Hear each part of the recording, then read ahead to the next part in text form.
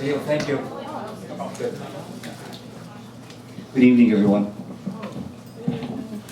Now we're going to have some fun. I'm going to put the microphone on. This is one of my, I have a very dull life. This is one of the more exciting moments. How's that? Does it work? Oh, that's good. I'm Fred Marchant. I am an emeritus professor in the English department here at Suffolk, and I am, along with Jennifer Barber and George Caligiris, one of the co-directors of this Poetry Center. Thank you for coming to this reading tonight. It is so great to see you all here. I want to say that we have with us tonight two poets that have been very much a part of this community.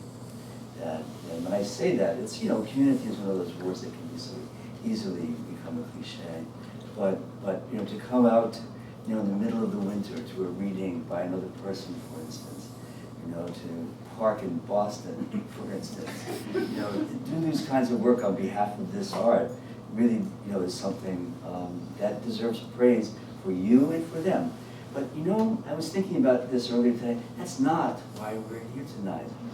We're here because of this art by these two people, Rebecca Kaiser Gibson and Gary Whited. What we'll do is we'll do them in sequence. Rebecca Kaiser Gibson will begin, and then Gary, and I'll introduce both of them individually as that. They'll both read for about 25 minutes. There are books for sale, and it's cash on the barrelhead.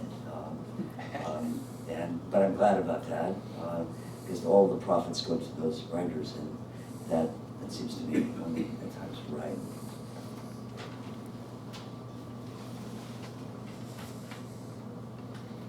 First, Rebecca. Rebecca Kaiser Gibson is the author of the recently published Opinel.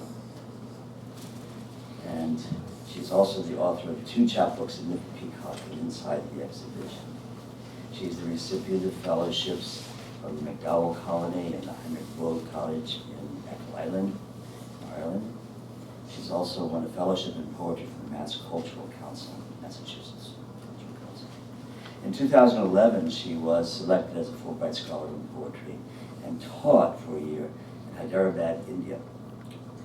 She has an MA in creative writing from the BU Creative Writing Program. She's also done graduate work in theater elsewhere. And she lives in Marlborough, New Hampshire, and teaches at Tufts University of Suffolk.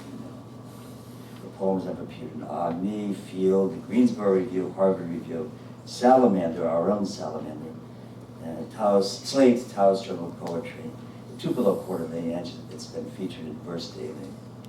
Her poems are included in a couple of anthologies, Cadence of Hoods and 30 Days, the best of the Tupelo Presses through 3030 Project, first year. All of that, by the way, you know, it's lifted from the internet. This is not. She has a poem called On the Connecticut, meaning the Connecticut River. It's a poem in which the speaker is surprised, she says, by ordinary unknowns. What she means by that are such things as a squirrel swimming in the river.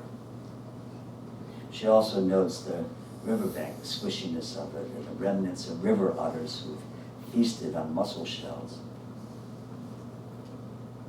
The squish and smell of the river and its bank launches her into a meditation on how all things pass, even us, or we, here in the river of time. We're here for a while, we make our mess, and then we're gone. The poem ends on these lines. I'm silent as the cattails wrapped in suede-like skin, longitudinal, lanky, self-contained, pretending not to notice my own green readiness to burst to rapture at last. As I reread Opinel, it seemed to me that Rebecca Kaiser Gibson's poems often gravitate toward, or are written from within, or are yearning for that kind of readiness that she describes in that poem. From given poem to given poem, it might be a state of sadness or wonder or perplexity or desire or or some combination of these, but underneath it all is the alert mind of this poet, held in a state of readiness, and ready, if you will, to discover what awaits. Her poetry, Rebecca Kaiser Gibson's poetry, in other words, is a poetry of the threshold.